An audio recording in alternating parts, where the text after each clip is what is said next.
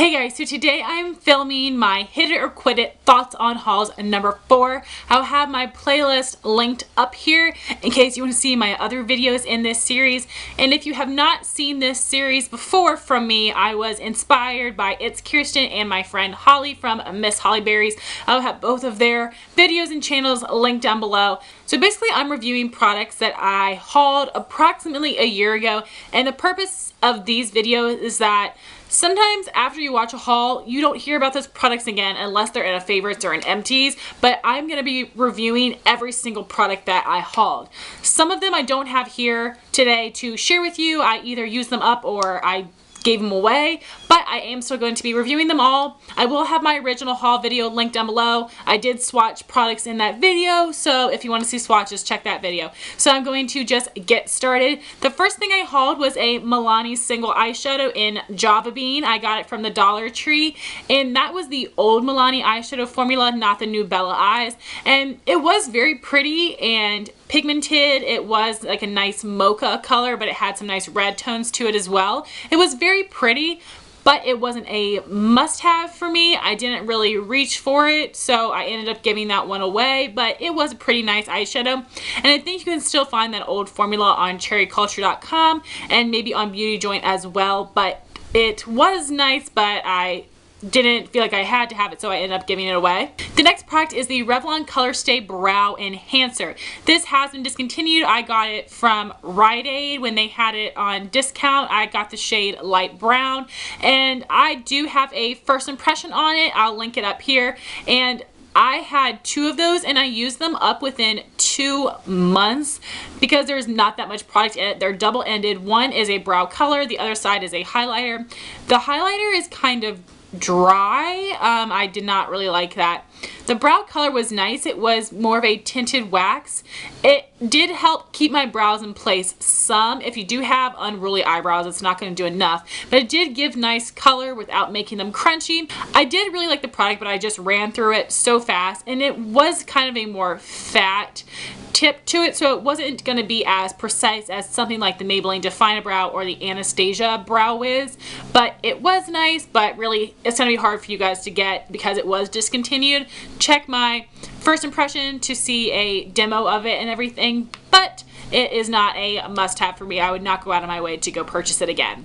Next, I have 2 polishes from L'Oreal. I purchased these from Rite Aid on clearance, and these were part of a limited edition collection. The first shade I have is this peach one called Macaroni Madly, and the purple is called Royalty Reinvented. So these were from 2 different collections, and this collection was actually made permanent, so this is now part of their permanent collection. So I absolutely love L'Oreal polishes. I've talked about them a couple times.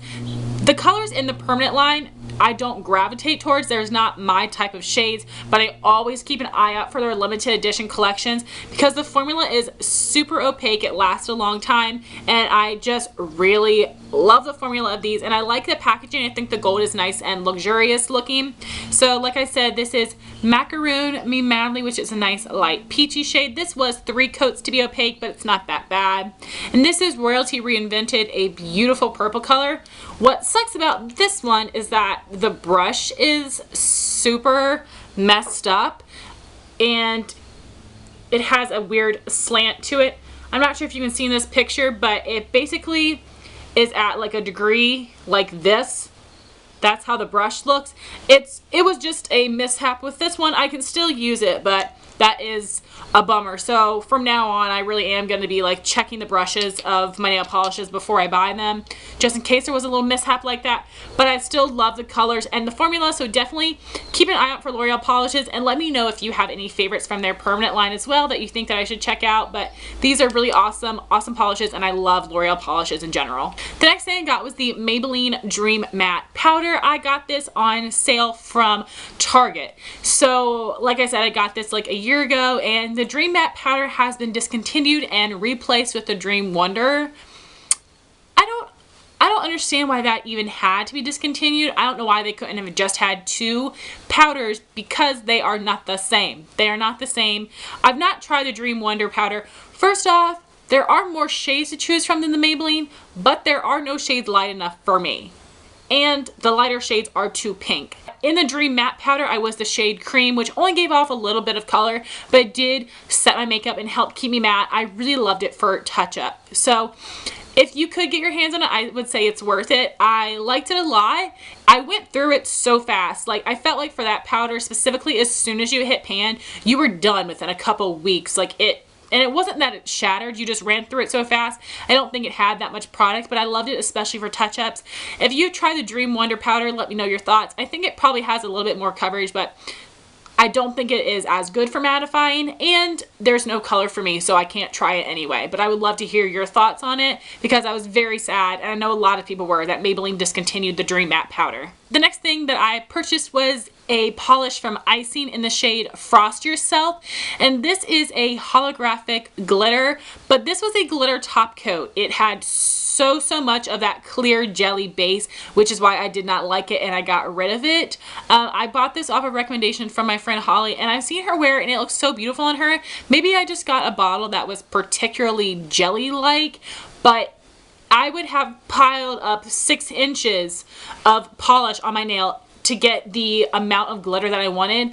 I love glitters from OPI and China Glaze because they will be fully opaque in 1 or 2 coats. I don't really like glitter top coats. I like full-on micro shimmer glitter polish that is opaque and beautiful, and I just did not get that from that Icing polish, and I don't really like glitter top coats, so I did let that go. It was nice, and it did have holographic pieces in it, which was very pretty, which I would have loved more if it was an opaque nail polish, but unfortunately it was not. So the last part of this haul was some MAC products that I purchased, and I honestly think at this point was like that pivotal moment for me where I was like fell in love with MAC. Before this, I'd only had a couple items, and then after this haul and my Christmas haul, I was just head over heels obsessed with MAC like I am now. So the MAC items that I purchased in that haul would be a single pro palette like this, but I did not buy the insert so that I could use the palette for blush and for eyeshadows. These are magnetic palettes.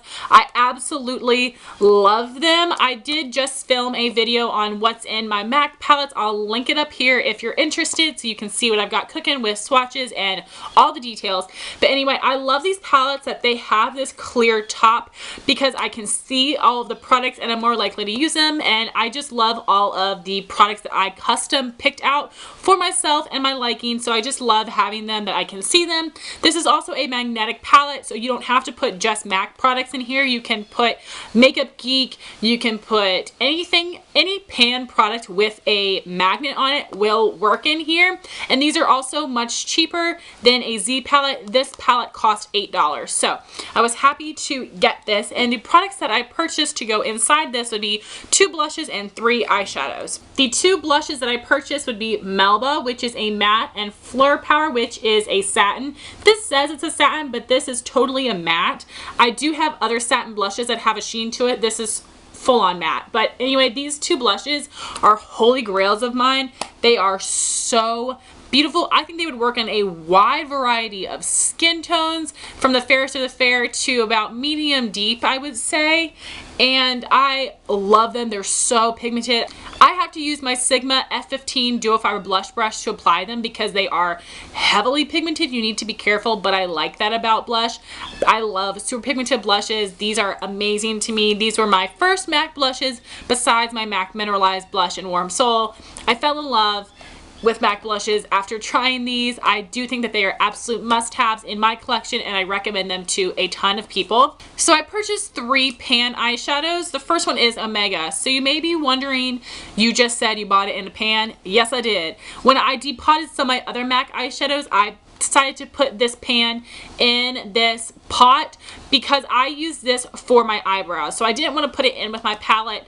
I wanted it to be easy and fit in with my other eyebrow products. So this is Omega. It's a nice matte cool tone color that works so great for blonde brows. So I absolutely love this, and I have used it a ton. You can see I have a really significant dent in here. This is a matte finish. It is quite pigmented and awesome to use as a brow powder. I like using eyeshadow more than brow powder sometimes because the eyeshadow can be more pigmented, so I absolutely love that for my brows. I would definitely recommend that for blondes, and also as an eyeshadow it would be a nice transition color. The other shade that I purchased would be Copperine. I purchased this off of recommendation of Hannah from Beauty Chats. She has green eyes and fair skin like I do, and this looked amazing on her and made her green eyes really stand out, which is why I purchased it, because I was hoping it would look just as nice on me. I do have a tutorial using this that I'll link up here for you guys, and this is a Volux Pearl finish, which is my favorite because it's so metallic and dynamic, and I love this one. It's intensely pigmented. The other shade I purchased is Soft Brown. A lot of people really rave about this. This pulls quite warm tone on me, a little bit orangey. I like to pair it with Copperine, but this is a really nice transition color for any warm tone look, so I really like it with this row of shadows. It's very pigmented, very blendable, and on my fair skin tone, like I said, it pulls a little bit more warm. On medium skin, it is going to be warm, but a little bit mid-tone as well. MAC eyeshadows are incredible. I love all of them. I'm very happy to have them. MAC powder products are amazing. Please let me know your favorite MAC eyeshadows and blushes. And guys, those are all of the products that I hauled and that I have to review for you guys. I hope that this was helpful, and I really apologize for the birds. They're driving me insane right now, but they will not stop. So thank you guys for watching. Let me know if you are still liking this series. I always look forward to filming these videos. I think they're quite fun, and they're some of my favorites to watch. Thank you so much for watching. Please rate, comment, and subscribe, and I'll talk to you soon. Bye, guys.